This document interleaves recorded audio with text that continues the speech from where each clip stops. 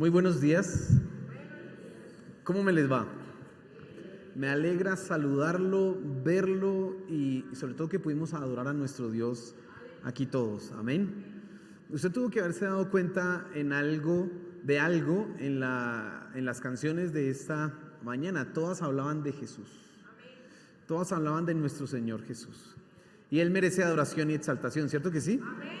Cantábamos Rey de Reyes. Después cantamos esta última, que ante tu nombre todos se postrarán. Decíamos que no hay nombre igual al nombre de nuestro Señor Jesús.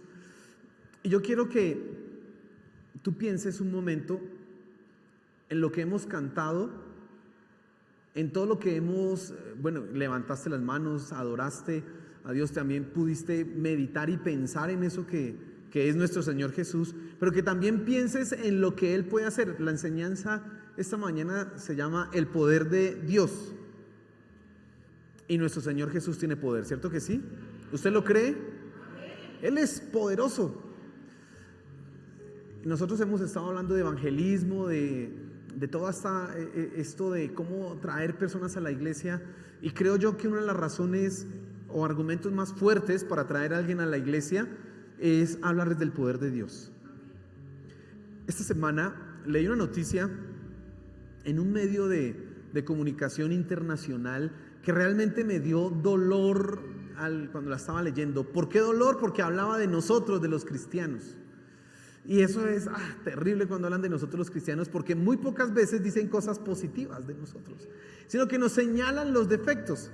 Y la noticia decía algo así, el titular no recuerdo bien, pero lo que tenía ahí básicamente era: el evangelio de la prosperidad está dejando gente pobre en África. Y entonces contaban la historia de una mujer que iba a una iglesia y el pastor de esa iglesia cristiana le decía que haz una siembra. ¿Usted ha escuchado eso, la siembra, cierto que sí? Entonces le decían: haz una siembra y vas a obtener tal cosa. Si tú siembras, vas a obtener. Entonces la señora pues consiguió dinero prestado, no obtuvo lo que buscaba, entonces haz otra siembra. Y siguió consiguiendo más dinero prestado y finalmente la siembra como que sembró mal porque no recibió lo que esperaba. Y se estaba quejando con los periodistas de ¿qué pasó? Contaban la historia de un hombre que también fue a la iglesia y le hablaron de la siembra, de las promesas, de que usted selle la palabra y que usted va a recibir bendición, etcétera. Él se endeudó con ese asunto, y es que a veces sucede que usted pide plata para hacer esas siembras con una tarjeta de crédito o con un prestamista por ahí, etcétera, etcétera. Y resultó esta persona también súper endeudada. Y la noticia hablaba precisamente, pues eso es gente que no es cristiana, y decía que habían abusos, habían problemas al interior de las iglesias. Hablaban de África, hablaban de Estados Unidos, y también ustedes saben que eso pasa en Latinoamérica. Pero la pregunta, y le cuento eso, y la pregunta que tenemos que hacernos sabiendo estas cosas es: ¿por qué funciona eso? ¿Por qué yo he predicado en esta iglesia en contra de esa clase de evangelio? Usted no puede hacer un negocio con Dios. Ven, te doy 1 millón y me das una casa. Bueno, te doy 10 millones y conviertes a mi esposo. Te doy 20 millones y haces que mi hijo deje las drogas. Eso no funciona así. Pero ¿por qué la gente sí da plata en eso? Es lo que hay que pensar. ¿Por qué la gente todavía, digámoslo así, cae en esas cosas? Porque son víctimas de personajes fraudulentos, oscuros, que utilizan el deseo y el anhelo de la gente. ¿Por qué funciona? Precisamente por eso, porque la gente sabe que Dios tiene poder. Y como la gente sabe que Dios tiene poder, desean que ese poder de Dios venga a sus vidas. ¿Qué quieren ellos? Un cambio. Mire, si la gente que viene con todos esos problemas, que da dinero a esa gente, a esos pastores, no quisiera ni siquiera llamarlos pastores, pero bueno, a esos, no quisiera un cambio, no sacaría plata para eso. Pero la gente tiene problemas o es un problema de salud, algo que lo está aquejando durante 5, 10, 15 años probablemente. O viene con su hogar destruido, está todo patas arriba y quiere que haya algo, venga, que por favor alguien le arregle. Y vienen a la iglesia y escuchan hablar del poder de Dios y pues ellos desean hacerlo, desean recibir un cambio. Yo estoy seguro que muchos, la gran mayoría de los que están esta mañana acá, los que están viéndonos en la transmisión, han deseado, han anhelado y quizás han sido testigos del poder de Dios en sus vidas de formas sorprendentes. Cuando digo sorprendentes son milagros. Yo sé que usted lo ha creído, por eso usted dice, esto es verdad. Porque si no,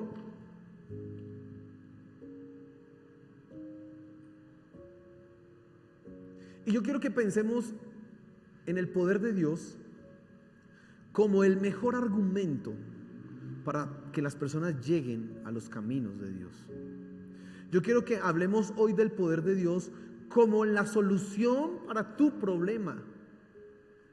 Escúchame, quizás tú vienes invitado o por primera vez a esta iglesia o por casualidad usted dio clic en eso, venga a ver qué le pareció bonita la canción y ahora escuchemos a este señor y le pareció interesante porque está hablando de esos ladrones y bueno, hay una solución para tu problema. No es por el lado del evangelio de la prosperidad, pero sí hay un poder de Dios que puede hacer algo maravilloso. Y nosotros no podemos dejar de creer en esto y menos de hablar de esto. Así que quiero que reflexionemos en dos pasajes, principalmente Juan capítulo 11 y después vamos a ir a 1 Corintios capítulo 2. Pero vamos a pensar un poco en el poder de Dios, en el poder de nuestro Dios, en el poder de nuestro Señor Jesús. Amén. Pero quiero que oremos antes de entrar en materia.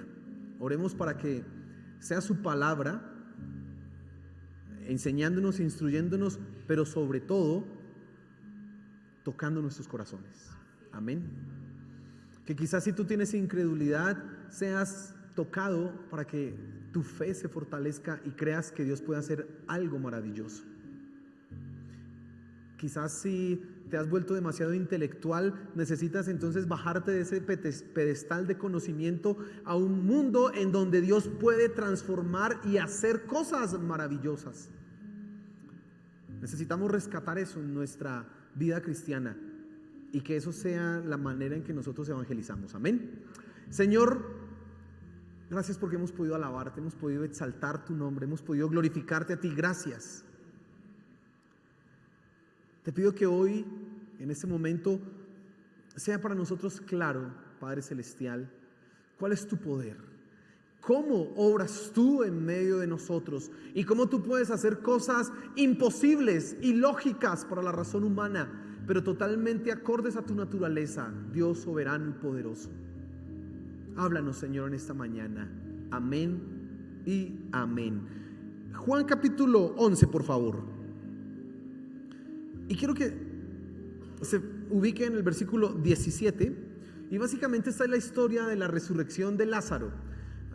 Debe saber usted que el libro de Juan fue escrito con un propósito determinado. Juan escogió 7 milagros, 7 señales para demostrar que Jesús era el Mesías, que Jesús era Dios. Y entonces él relata en su evangelio 7 milagros. Este es el último que él relata. Después de esto viene el discurso que están en el aposento alto, donde el Señor Jesús le lava los pies a sus discípulos, habla con ellos acerca del Espíritu Santo. Pero aquí tú y yo vamos a encontrar en el evangelio de Juan los milagros de Dios. Y hay uno que no aparece en ningún otro evangelio, y es la resurrección de Lázaro. Una resurrección de por sí ya es una cosa muy sorprendente, ya es una cosa, eso se puede dar. Bueno, por eso escojo ese milagro, porque es algo que no es común. En el libro de Juan hay otro que es el que el Señor Jesús convierte el agua en vino. Y pues bueno, entre resucitar a un muerto y convertir el agua en vino, ¿qué será más sorprendente? Pues el muerto, ¿cierto? Pues el vino, pues también eso es sorprendente, pero un muerto que resucita, Por eso quiero que tú pienses en eso, un muerto que resucita. Y vamos a leer unos versículos. Y quiero que tú en primera instancia comprendas que el poder de Dios puede cambiar la condición espiritual de una persona. Quiero que entiendas eso. Y dice el versículo 17 de Juan capítulo 11. Dice: vino pues Jesús y halló que hacía ya 4 días que Lázaro estaba en el sepulcro. ¿Cuántos días? Bueno, después de 4 días ya nadie resucita. Hace unos años leí por ahí una noticia. Decían que enterraron a una persona, y le hicieron pues el velorio, no sé, 5 horas, 6 horas, 8 horas, no sé cuánto. Y cuando ya estaban en el momento de las exequias, resultó levantándose el muerto. Pues no estaba muerto, había sufrido, o más bien le había pasado por algo que eso, ¿cómo se llama? Catalepsia, sí, esa es la palabra. Le había pasado catalepsia, entonces lo enterraron pensando que estaba ¿qué? Muerto, pero no. Aquí lleva ¿cuántos? 4 días. Eso es importante que lo tenga presente. Sigue diciendo: Betania estaba cerca de Jerusalén, como a 15 estadios, y muchos de los judíos habían venido a Marta y a María para consolarlas por su hermano. Entonces Marta, cuando oyó que Jesús venía, salió a encontrarle, pero María se quedó en casa. Y Marta dijo a Jesús: Señor, si hubieses estado aquí, mi hermano no habría muerto. Mas también sé ahora que todo lo que pidas a Dios, Dios te lo dará. Fíjese en las palabras de Marta. Ella reconoce el poder de Jesús y dice: si hubieras estado aquí, ¿qué habría pasado? Mi hermano no habría muerto. Y todavía tiene una declaración más sorprendente de fe: más yo sé que todo lo que pidas a Dios, Él te lo. Esa mujer tiene fe. A mí cuando estaba estudiando el mensaje me llamaba mucho la atención, porque Marta y María, 2 hermanas, y Lázaro, ¿ah? Y hay una situación en donde el Señor Jesús va a la casa de Marta y de María, y Marta se pone a hacer los oficios, los quehaceres, y María se sienta a los pies del Señor Jesús, y Marta se pone brava: venga, Señor, es que esta no ayuda, mire ahí sentada. Y el Señor Jesús dijo: Marta, Marta, estás ocupada con muchas cosas y muchos afanes, pero María ha escogido lo mejor, la mejor parte, que no le será quitada. Pero aquí vemos a una Marta que tiene ¿qué? Una fe, y una fe tremenda. Dice: si hubieras estado aquí, no habría muerto mi hermano. Más yo sé que todo lo que pidas a Dios, Él te lo dará. Sigamos leyendo el pasaje. Versículo 25. Le dijo Jesús: yo soy la resurrección y la vida. El que cree en mí, aunque esté muerto, vivirá. Y todo aquel que vive y cree en mí no morirá eternamente. ¿Crees esto? Le dijo Marta: sí, Señor, yo he creído que tú eres el Cristo, el Hijo de Dios, que has venido al mundo. Le dije hace un momento que el poder de Dios puede cambiar la condición espiritual de una persona. Y en esta historia nosotros vemos una confusión, hay malos entendidos. Marta está entendiendo una cosa y el Señor Jesús está hablando aquí de otro asunto. Finalmente vamos a ver cómo es que los dos asuntos se encuentran. Pero en la respuesta del Señor Jesús, Él está hablando de la resurrección, de la vida eterna, y pareciera que eso nada tiene que ver con la resurrección física. Y yo quiero que tú entiendas que el poder de Dios hace algo en el corazón y en la vida del ser humano que sobrepasa inclusive la resurrección de un cuerpo físico, y es cambiar el corazón de una persona. Dice Efesios en el capítulo 2 que nosotros estábamos muertos en nuestros delitos y pecados. Cuando la gente no conoce a Cristo, una palabra que se utiliza para referirse a ellos es muertos espiritualmente. Recuerde Génesis capítulo 3. Génesis capítulo 2, el día que de este árbol comieres, ciertamente que morirás, dijo Dios. Pero ellos comieron el árbol y físicamente no murieron, aunque espiritualmente sí murieron. Físicamente empezaron a morir. Por eso las enfermedades y por eso la fragilidad, que usted se levanta y sale aquí y se puede dar una mal caída y ahí quedó tendido. Eso pasó después de irse a comer ese arbolito, ese fruto de ese arbolito que no debían comer. Pero sobre todo el corazón del hombre, su capacidad de relacionarse con Dios, su relación con Dios, fue lo que murió inmediatamente. Una persona que no conoce a Dios está muerta espiritualmente. Parece viva, parece que tiene todas sus facultades, pero la capacidad de relacionarse con Dios está inerte. No hay vida espiritual en esa persona. Y el Señor Jesús está hablando precisamente de eso. Dice acá: yo soy la resurrección y la vida. El que cree en mí, aunque esté muerto, vivirá. Y todo aquel que vive y cree en mí no morirá eternamente. Él está mezclando dos realidades. Marta cree que Jesús puede hacer cualquier milagro, pero aquí el Señor Jesús no la está llevando solo a un milagro físico, sino a un milagro que más allá, a un milagro que tiene repercusiones eternas, y es la resurrección espiritual de las personas. Qué cosa tan difícil que es que alguien cambie. Yo sé que usted en algún momento ha tenido la experiencia dolorosa, terrible, del fracaso para intentar que alguien cambie. Usted puede hacer mil y una formas. Yo voy a hablarle bonito: mira, mi amor, o mira, hijito, o pide el favor, por favor. Usted no quiere ser confianzudo, entonces no le habla de tú, le habla de su merced, pero usted utiliza las normas de ética y de urbanidad correctas para convencer, pero no. Que lo digan los papás. Qué difícil es que un muchacho de esos cambie.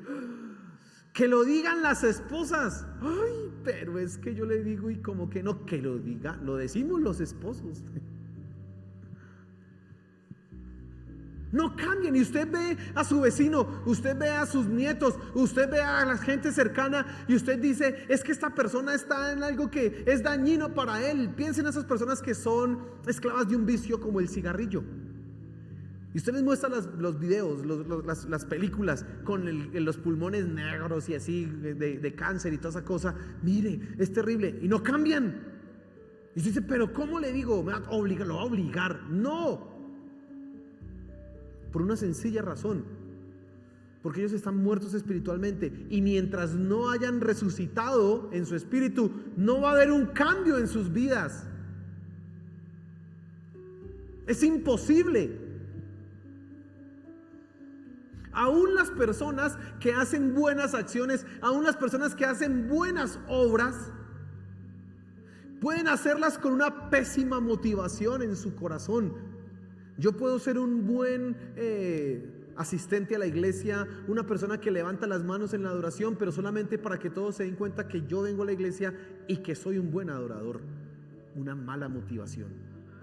Eso solo se necesita un cambio profundo en el interior, y lo obra el poder de Dios. No lo obran tus palabras, no lo obra tu cantaleta, no lo logra hacer tus ruegos, solo lo logra el poder de ¿quién? De Dios. Y nuestro Señor Jesús lo puede hacer. Ahí dice el versículo, mírelo, y hay que leerlo para que eso se quede grabado en nuestras mentes y nuestros corazones. Yo soy la resurrección y la vida. El que cree en mí, aunque esté muerto, vivirá, y todo aquel que vive y cree en mí no morirá eternamente. Y eso es algo que el Evangelio le ofrece a las personas: resucitar en su vida espiritual. Ellos creen que están vivos, ellos pueden creer, o tú mismo puedes estar creyendo que no necesitas y no tienes necesidad de Dios, pero la verdad es que necesitas el poder de Dios que restaure y resucite tu espíritu. De lo contrario, no hay cambios. No pasa nada. El fracaso que tenemos muchos de nosotros en las cosas de Dios no está operado porque no entendamos, no está operado porque no comprendamos las verdades espirituales. Está dado simplemente porque no ha habido un cambio en el corazón. Nada más.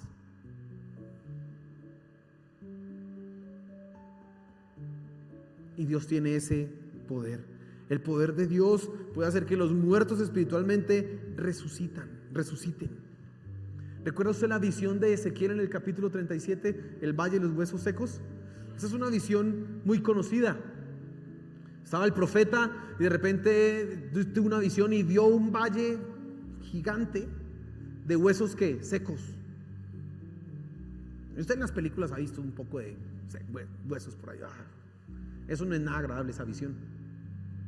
Y Dios le dice: ¿vivirán estos huesos? Y Ezequiel responde sabiamente: tú lo sabes, Dios, porque tú lo sabes. Le dice: profetiza y dile a estos muertos que vivan. Y dice el capítulo 37 que de repente el profeta escuchó un ruido tremendo y empezó a ver que salía en los huesos, que se unían las coyunturas, y de repente salía la carne, la piel, los músculos y todo, y ya estaban ahí.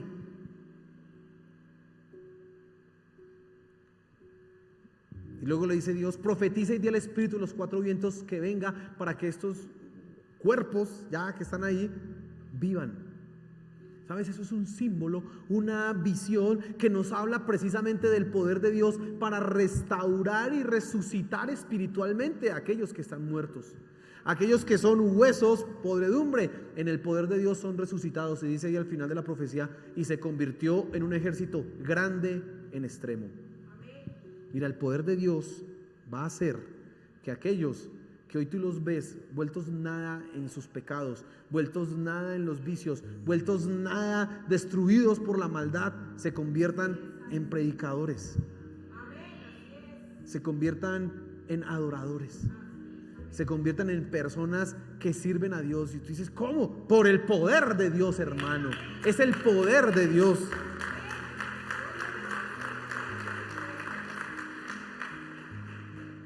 Pero nosotros, a diferencia de Marta, o a diferencia del orden bíblico, buscamos primero las cosas físicas y no las espirituales. Buscamos un milagro del orden y en este mundo físico, y nos olvidamos que lo más importante es lo espiritual, que tiene repercusiones en la eternidad. Acuérdese de esto: lo físico va a desaparecer, lo físico un día se acabará, lo material y lo que tú ves, eso tiene fecha de caducidad. Pero lo espiritual, lo que no se ve, es eterno. Y entonces a veces la gente está buscando el poder de Dios solo en la perspectiva terrenal, física, pero no quieren entregar su corazón, no quieren cambiar sus vidas. Lo que se están perdiendo. Porque claro, Dios puede hacer un milagro. En su misericordia, Dios puede obrar aquello que tú estás pidiendo. Pero en realidad lo que nosotros debemos procurar es que las personas resuciten espiritualmente y no que obtengan solamente un milagro físico. Debemos procurar que ellos entreguen sus vidas a Cristo Jesús y su poder los transforme. Yo tengo que llevarte a pensar en algunas cosas en este primer punto, y es: ¿qué buscas tú de Dios? ¿Solamente algo físico? Claro, Dios se ocupa de nuestras necesidades. Y Dios tiene misericordia cuando estamos pasando por enfermedad, tribulación. Pero todas estas situaciones están en las manos de Dios. Pero tienes que superar ese materialismo. Tienes que superar esas cosas de estar pensando en lo momentáneo para enfocarte en lo espiritual, en lo eterno. Tienes que pensar en esto y tienes que cambiar tu manera de ver las cosas. Porque puedes recibir un milagro físico, sí, pero si no has cambiado tu corazón, si no ha cambiado tu interior, el milagro físico ahí quedó.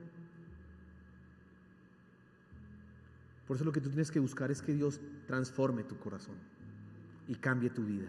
Amén. Pero en segundo lugar, yo quiero que usted se fije en que el poder de Dios puede cambiar la condición física, terrenal de las personas.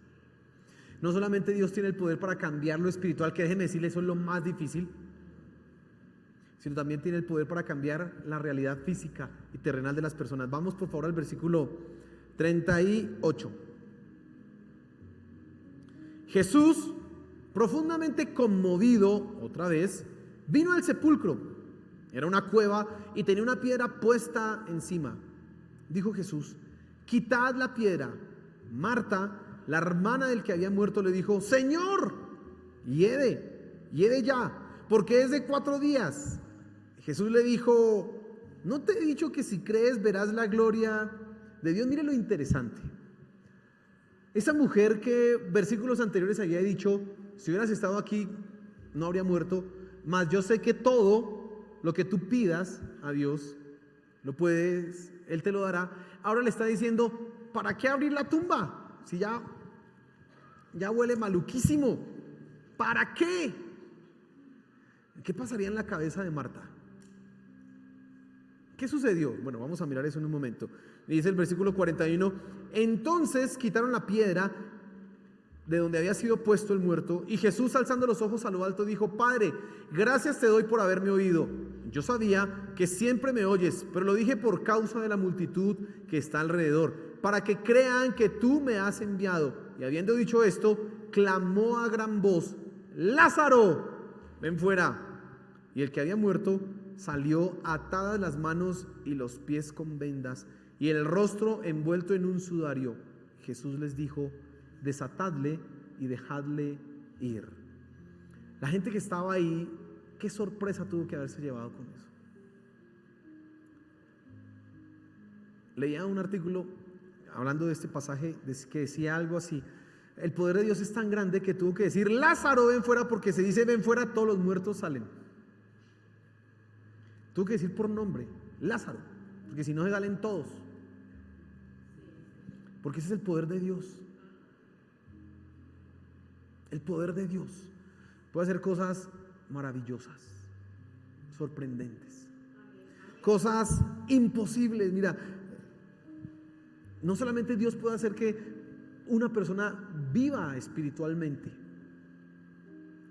sino que puede hacer que resucite de entre los muertos, hablando en términos físicos. Dios puede sanar tu enfermedad. Dios puede cambiar tu hogar. Dios puede quitar ese vicio que te está afligiendo. Dios puede hacer que tu hijo que está en las drogas sea, por obra de Dios, sanado de esa aflicción. Dios lo puede hacer. Dios puede hacer que esa enfermedad, que no es tan terrible, pero que está ahí, desaparezca y los médicos digan: no sabemos qué es eso.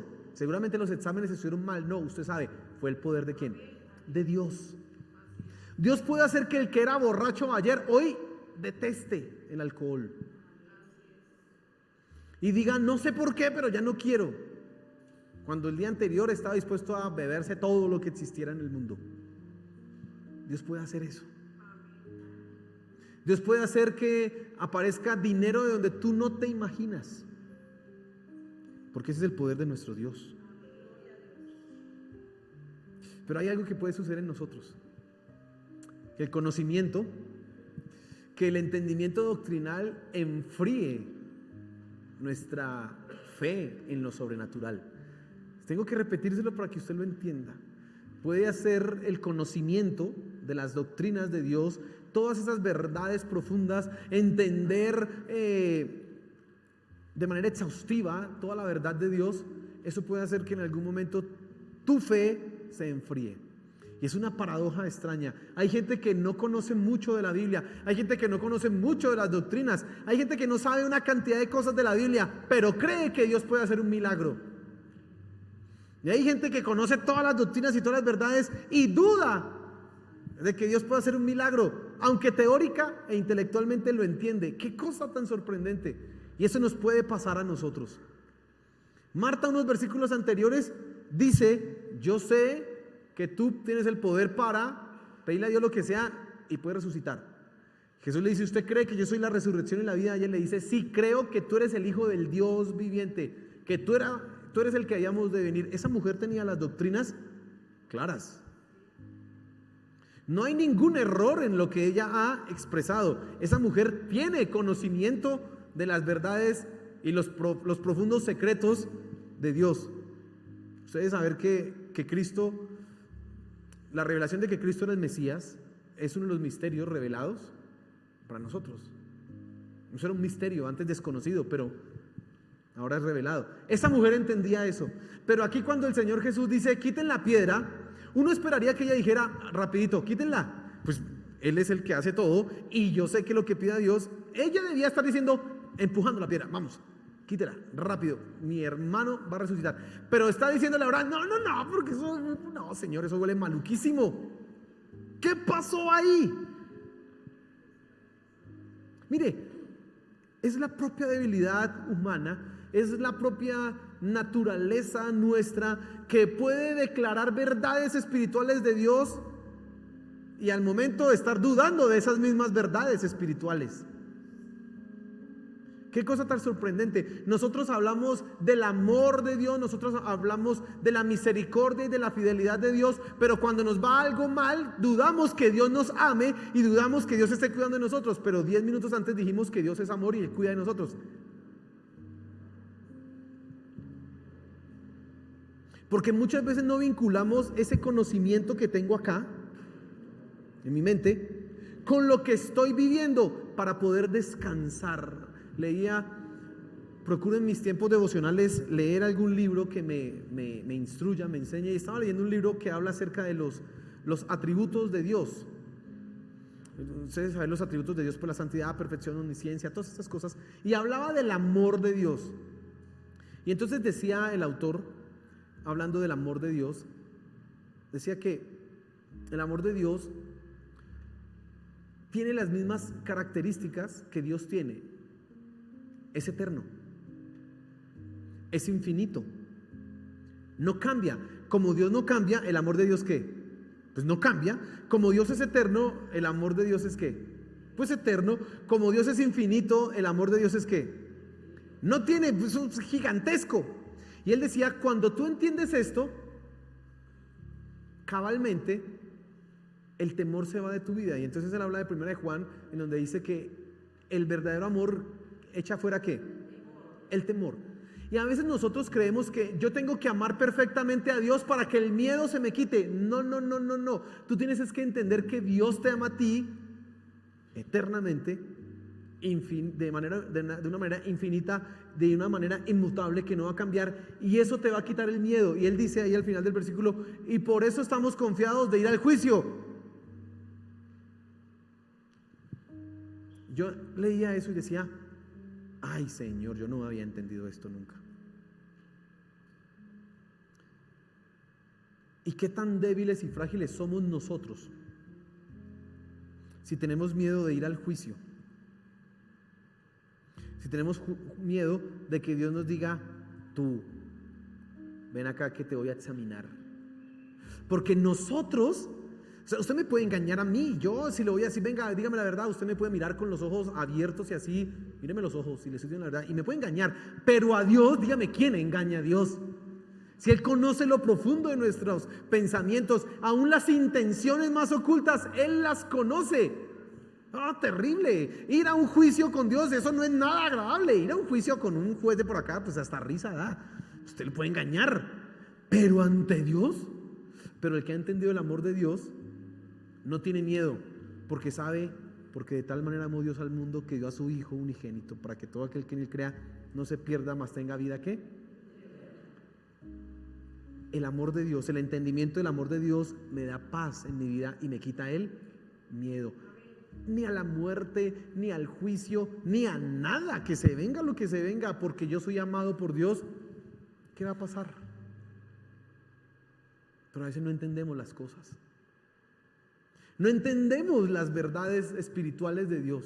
Las entendemos y no las aplicamos de una manera correcta y clara en nuestra vida. Y tú puedes entender que Dios hace un milagro. Tú puedes saber que Dios puede hacer cosas maravillosas. Tú conoces esa historia de la resurrección de Lázaro. Es más, conoces la multiplicación de los panes. ¿Cómo es que 7 pescados o 5 pescados y 7 panes, o bueno, como sea? ¿Cómo es que eso va a alcanzar para 5,000 hombres más las mujeres y los niños y sobraron? Y no lo hizo ni una, sino 2 veces. ¿Cómo así que Jesús caminando sobre el agua? ¿Cómo así que le dice a la tempestad, cálmate, y todo se calma? Y es que esta no es la única resurrección. Por allá estaba en un pueblito que se llamaba Naín y había una viuda que estaba llorando por su hijo. Hijo, levántate y se resucitó. Tú puedes ver eso y creer esas cosas. Pero cuando llega el momento, dudarlo. Por eso el Señor Jesús le dice a ella: ¿no te he dicho que si crees verás la gloria de Dios? Hermano, el poder de Dios va a cambiar una vida. El poder de Dios puede hacer que lo que estaba enfermo sea restaurado. El poder de Dios puede cambiar tu condición y tu situación económica. El poder de Dios puede hacer que ese hijo rebelde que está ya sumido en las drogas, en no sé qué, cambie. Es el poder de Dios. Él lo puede hacer. Y yo sé que usted sabe eso, pero por favor, créalo. ¿No te he dicho que si crees verás la gloria de Dios? Y te vas a ver enfrentado en muchas situaciones en tu vida a la gloria de Dios, a ver la gloria de Dios. Créelo y verás la gloria de Dios. Amén. Créelo. Y en tercer lugar, quiero que pensemos y reflexionemos que el poder de Dios es el mejor argumento que tenemos para atraer a las personas a Cristo. Mire 1 Corintios capítulo 2, por favor.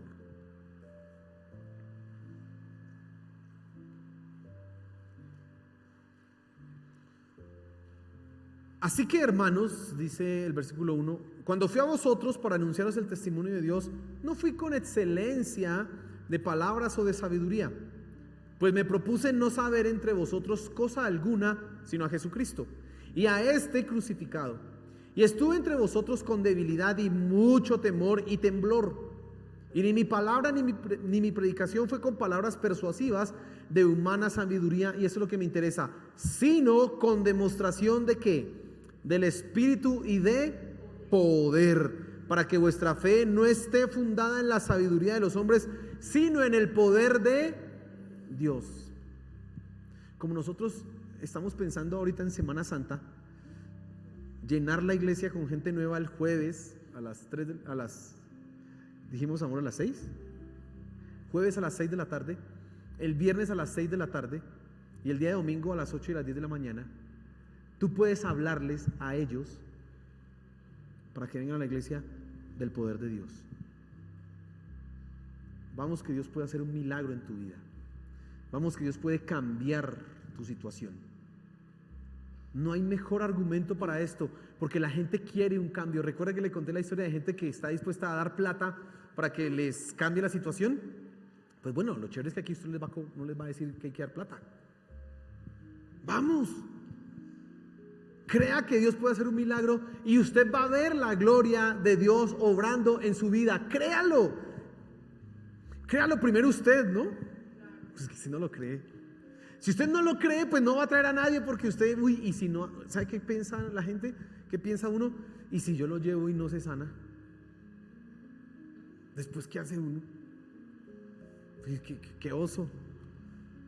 ¿Y si yo lo llevo y Dios no quiere?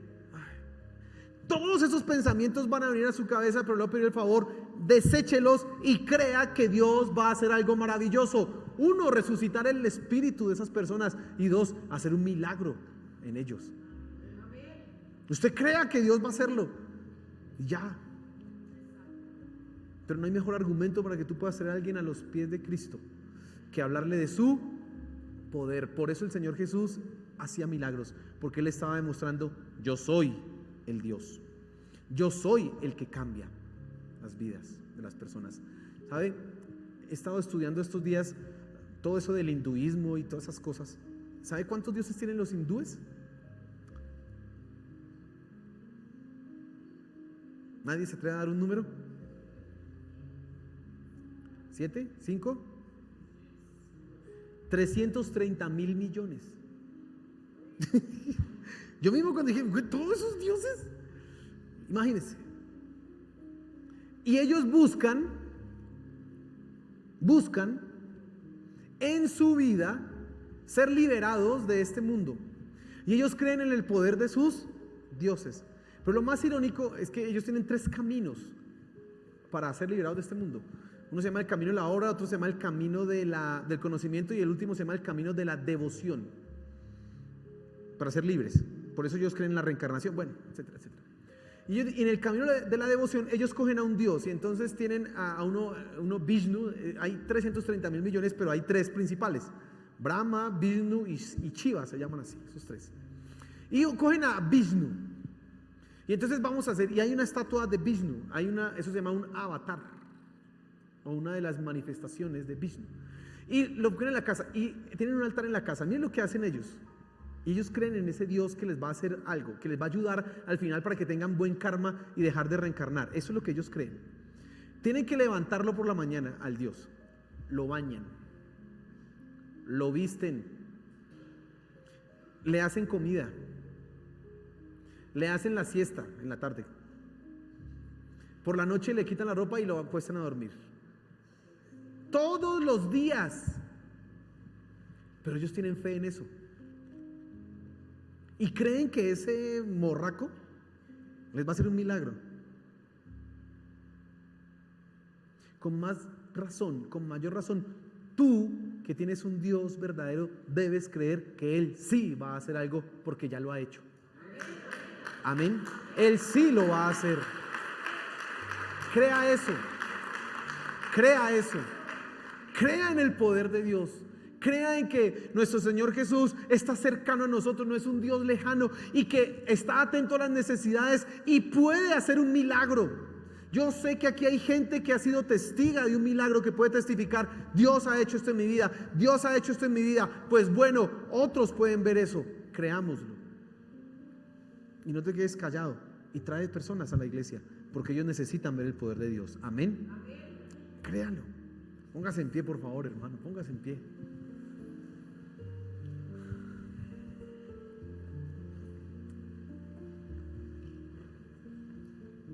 Y vamos a orar, amén.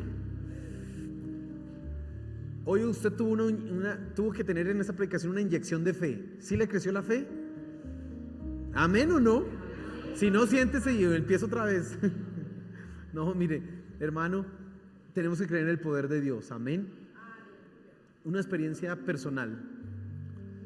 Hace unos años me gusta leer, me gusta prepararme, y cuando fui llamado para el ministerio, una de las responsabilidades que yo adquirí y que decidí a seguir con toda disciplina fue el conocimiento. Tengo que conocer la verdad de Dios, tengo que estudiar a profundidad. Y entonces hay algunas doctrinas que entonces empecé a tratar de entenderlas y a entenderlas en profundidad. Y en la Biblia, por ejemplo, se habla de la predestinación. Se habla que nosotros fuimos predestinados. Efesios capítulo 1 dice: en amor habiéndonos predestinados para ser adoptados hijos suyos por medio de ¿quién? De Cristo. Y entonces esa doctrina básicamente dice que nosotros fuimos escogidos por Dios antes de que el mundo fuera hecho para ser salvos. O sea, Dios no nos escogió después de que pecamos, Dios nos escogió antes. Imagínense, una cosa maravillosa. Eso solamente lo puede hacer Dios, porque Dios conoce todo. Pero entender estas cosas y entender estas verdades pueden llevarte a ti a dudar de la fe. Porque en algún momento, cuando alguien me decía: vamos a orar por un milagro, yo decía: pero ¿será que sí es la voluntad de Dios? Porque como Dios ya tiene organizado todo, si Dios ya lo va a hacer, ¿para qué oro? Porque Él ya lo va a hacer. Y si yo oro y Él no lo va a hacer, pues tampoco lo voy a obligar. Así que mejor que, pues no oremos. Ese es el problema de tener mucho conocimiento aquí y nada acá. Yo tuve que arrepentirme, hermano. Yo tuve que reconocer y decir: oiga, yo estoy pecando, porque ¿cómo es que yo no voy a creer en el poder de Dios cuando el Evangelio habla del poder de Dios? ¿Cómo yo no voy a creer en que Dios puede hacer algo maravilloso hoy? Y claro, porque también en la Biblia encontramos que hay pasajes en donde el poder de Dios, o Dios más bien, es movido en su amor y en su misericordia a obrar en favor nuestro. Aleluya, aleluya. Y necesitamos creer precisamente estas verdades. Amén. Cierra tus ojos. Señor, por favor, ayúdanos a creer en tu poder. No porque no sepamos que exista, que no tienes la capacidad y posibilidad de hacer cosas nuevas, sino porque nosotros, Señor, a veces dudamos. Perdónanos. Pero la realidad es que tú puedes hacer cosas maravillosas, cosas nuevas, cosas imposibles, cosas que la ciencia no puede entender. Tú las puedes hacer. Ayúdanos a creer en estas verdades, Señor de los cielos. Por favor, ayúdanos a creer en esto. Ayúdanos, Padre Celestial. Que entendamos que tú, mi Señor Jesús, haces cosas maravillosas. Que tú, mi Señor Jesús, haces cosas nuevas. Que puedes resucitar espiritualmente una persona, cambiar su corazón y hacer que el que era malo ahora sea una persona que te adora y te sirve. Pero también puedes cambiar la realidad física de las personas, sanar, inclusive hacer que los muertos se levanten. Tú lo puedes hacer, Señor, y creemos en eso. Y ayúdanos a poder hablar de tu poder a los demás, para que ellos se interesen y vengan a ver lo que tú puedes hacer en sus vidas. Por favor, Señor de los cielos, por favor, Señor de los cielos, ayúdanos, Padre Celestial, te lo suplico. Ayúdanos, Señor. Amén y amén.